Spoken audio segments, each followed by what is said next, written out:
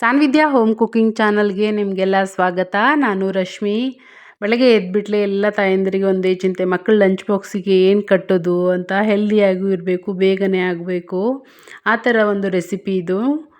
ತುಂಬ ಈಸಿಯಾಗಿ ನಾವು ಮಾಡ್ಕೋಬೋದು, ಹಾಗೆ ತುಂಬ ರುಚಿಯಾಗಿರುತ್ತೆ. ನಾನು ಇಲ್ಲಿ ಒಂದು ಮಿಕ್ಸಿ ಜಾರಿಗೆ 1 ಕಪ್ ಆಗುವಷ್ಟು ಅವಲಕ್ಕಿ ಮತ್ತು ಅರ್ಧ ಕಪ್ ಆಗುವಷ್ಟು ಚಿರೋಟಿ ರವಾನ ಹಾಕೋತಾ ಇದ್ದೀನಿ. ಇದು ನುಣ್ಣಗೆ ನಾವು ಇದನ್ನು ಡ್ರೈ ಪೌಡ್ರನ್ನು ಮಾಡ್ಕೊಂಬರ್ಬೇಕಾಗುತ್ತೆ.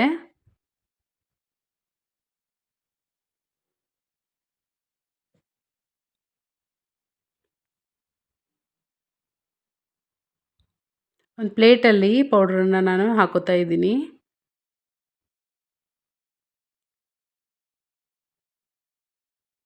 ಇದೇ ಜಾರಿಗೆ ನಾನು ಚಿಕ್ಕದಾಗಿ ಕಟ್ ಮಾಡಿಕೊಂಡಿರುವ ಕ್ಯಾರೆಟ್ ಮತ್ತು ಬೀಟ್ರೂಟನ್ನು ಹಾಕೋತಾ ಇದ್ದೀನಿ. ಅದು ಸಣ್ಣ ಆಗಲಿ ಅಂತ ನಾನೊಂದು 2 ಸ್ಪೂನ್ ಆಗುವಷ್ಟು ನೀರು ಹಾಕಿಬಿಟ್ಟು ಪೇಸ್ಟ್ ಮಾಡ್ಕೊಂಬಂದಿದ್ದೀನಿ.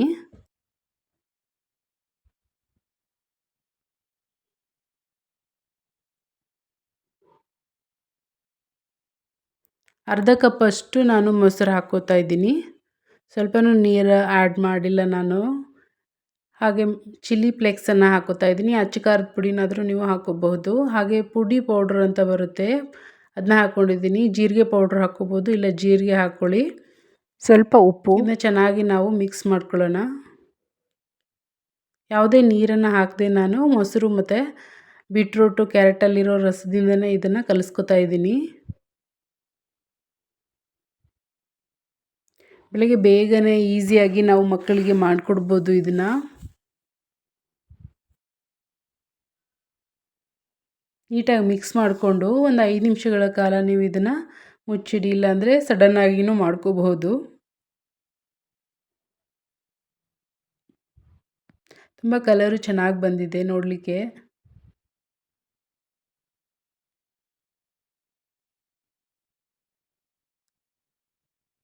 ಇದನ್ನ ಚಿಕ್ಕದಾಗಿ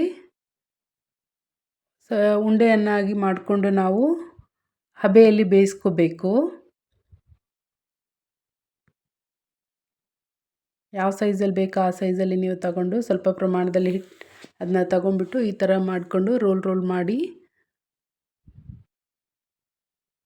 ಇಟ್ಕೊಂಡ್ಬಿಟ್ರೆ ಆಯಿತು. ಬೇಗನೆ ನಾವು ಮಾಡ್ಕೋಬಹುದು.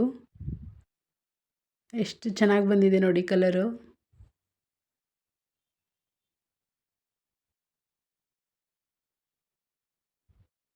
ಹೀಗೆ ನಾನು ಎಲ್ಲ ಮಾಡಿ ಇಟ್ಕೊಂಡಿದ್ದೀನಿ. ಒಲೆ ಮೇಲೆ ಹಬೆಯಲ್ಲಿ ನಾನು ಇದನ್ನು ಬೇಯಿಸ್ಕೊತಾ ಇದ್ದೀನಿ. ನೀವು ಇಡ್ಲಿ ಕುಕ್ಕರಲ್ಲಿ ಆದ್ರೂ ಬೇಯಿಸ್ಕೋಬಹುದು. ಒಂದು 10 ನಿಮಿಷ ಇದನ್ನು ನಾವು ಬೇಯಿಸ್ಕೊಂಡ್ರೆ ರೆಡಿ ಆಗುತ್ತೆ.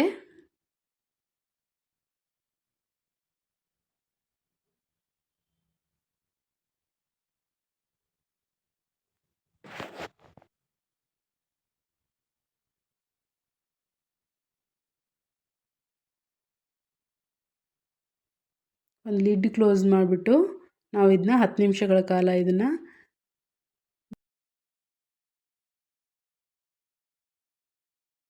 ಬೇಯಿಸ್ಕೋಬೇಕು. ಯಾರೆಲ್ಲ ನನ್ನ ಚಾನಲನ್ನು ಸಬ್ಸ್ಕ್ರೈಬ್ ಮಾಡ್ತೀನಿ ನೋಡ್ತಿದ್ದೀರಾ, ಸಬ್ಸ್ಕ್ರೈಬ್ ಮಾಡಿ ನೋಡಿ, ಚಾನಲನ್ನು ಸಪೋರ್ಟ್ ಮಾಡ್ತಾಯಿರಿ. ಇಷ್ಟ ಆಗಿದ್ದರೆ ಲೈಕ್ ಕೊಡೋದನ್ನು ಮರಿಬೇಡಿ. ಫ್ರೆಂಡ್ಸ್ ಆ್ಯಂಡ್ ಫ್ಯಾಮ್ಲಿಗೆ ಶೇರ್ ಮಾಡಿ. ಒಂದು ಪ್ಯಾನ್ಗೆ ನಾನು ಒಂದು ಸ್ವಲ್ಪ ತುಪ್ಪ ಹಾಕೋತಾ ಇದ್ದೀನಿ, ಹಾಗೆ ಸ್ವಲ್ಪ ಸಾಸಿವೆ ಹಾಕೋತಾ ಇದ್ದೀನಿ. ಸಾಸಿವೆ ಎಲ್ಲ ಚಟಪಟ ಅಂದಮೇಲೆ ನಾನು ಸ್ವಲ್ಪ ಎಳ್ಳು ಹಾಕೋತಾ ಇದ್ದೀನಿ. ಆಪ್ಷನಲ್, ಸ್ವಲ್ಪ ಕಲರ್ಫುಲ್ಲಾಗಿ ಚೆನ್ನಾಗಿ ಕಾಣುತ್ತೆ, ಆಮೇಲೆ ಟೇಸ್ಟ್ ಚೆನ್ನಾಗಿರುತ್ತೆ ಅಂತ ಹಾಕೋತಾ ಇರೋದು. ಏನು ಬೇಯಿಸಿಟ್ಕೊಂಡಿರ್ತೀವಲ್ವ ಅದನ್ನ ಹಾಕೊಂಬಿಟ್ಟು ಜಾಸ್ತಿ ಫ್ರೈ ಮಾಡಬಾರ್ದು. ಒಂದು 2 ನಿಮಿಷಗಳ ಕಾಲ ಜಸ್ಟ್ ಇದನ್ನು ಮಿಕ್ಸ್ ಮಾಡಿಕೊಂಡ್ರೆ ಆಯಿತು. ಉಪ್ಪು ಹಾಕ್ಕೊಂಡಿದ್ದೀನಿ ನಾನು. ಉಪ್ಪು ಏನಾದರೂ ಸ್ವಲ್ಪ ಕಡಿಮೆ ಅನಿಸಿದರೆ ನೀವು ಮೇಲೆ ಉಪ್ಪನ್ನು ಉದುರಿಸ್ಕೋಬೋದು. ದೊಡ್ಡವರಾದರೆ ಮೊಸರು ಮತ್ತು ಚಟ್ನಿ ಪುಡಿ ಜೊತೆ ನೀವು ತಿನ್ನಬಹುದು. ಸಾಸ್ ಜೊತೆನೂ ಚೆನ್ನಾಗಿರುತ್ತೆ ಇದು. ತುಂಬ ಸಖತ್ತಾಗಿದೆ. ಪೋಹಾ ವೆಜಿಟೇಬಲ್ ಕಡುಬು ಹೇಗಿದೆ ಅಂತ ನನಗೆ ಕಮೆಂಟಲ್ಲಿ ತಿಳಿಸಿ. ಹೀಗೆ ನನ್ನ ಚಾನಲನ್ನು ಸಪೋರ್ಟ್ ಮಾಡ್ತಾಯಿರಿ. Thank you for watching.